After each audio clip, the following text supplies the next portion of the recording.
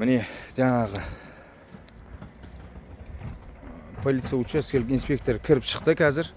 Ішінен 6 Өзбекстан Республикасының азаматын алып шықты. Тек 6-ауын ғана. Соған қарағанда бір-екі тиісті адамдар қоңырау шалған болса керек деп ойлаймын. Қалған тиіспе көз бояушылық бір-екі 5-6-ауын алып шыға салды. Іші өте үлкен дейді, бірақ оны алды емес.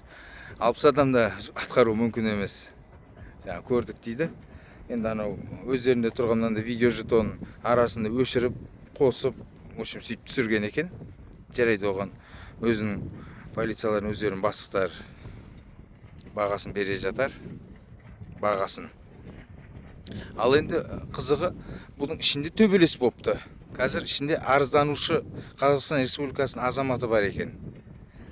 Таяқ жегем дейді. Ұлтаралық наразылық болған дейді. Жаңа ұру дулат Алматының жігіт екен. Мен сияқты сақалы бар. Сол айтады. Ұлтараздық конфликт болды дейді. Қазақ өзбек деген. Сөйтіп мен арызданамын дейді.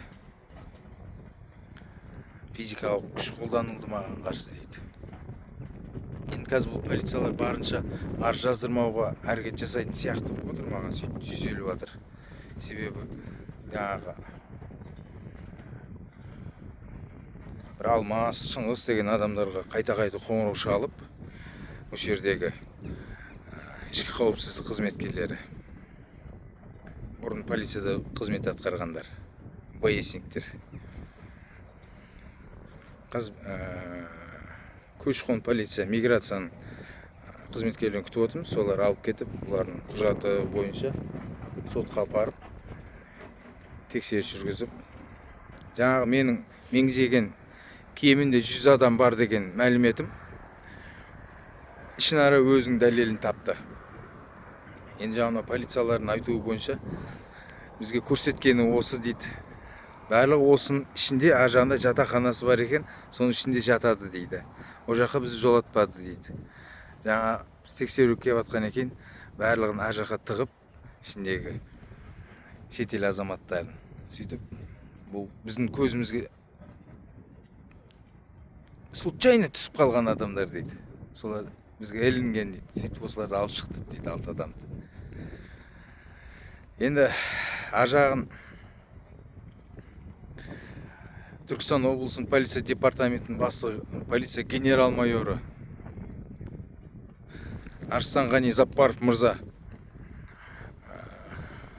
құзыретіңіз жете алса сіздің, осын ақ қарасын шешіп берсеңіз, неге заңсыздық орын алып жатыр бұл мекемеде, және ішіндегі заңсыз жұмыс жасап жатқан 100-ден астам Өзбекстан Республикасының азаматтары не себептен заңсыз жұмыс жасайды? Неге оған көз жұмасыздар?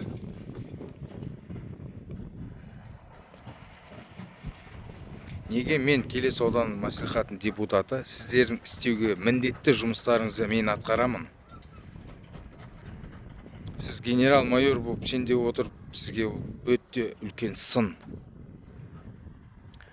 Сізге дейінгі генералдар бұндай промах жібермейтін еді. Позор деуге де болады. Көз алдыңызда апандай шетелдің мекемесі басқа 3-ші елдің адам аттарын алып кеп, мына жұмыс жасап жатыр. Мен полицияға звондап, 5 сағаттан бері осы жерде тұрмын.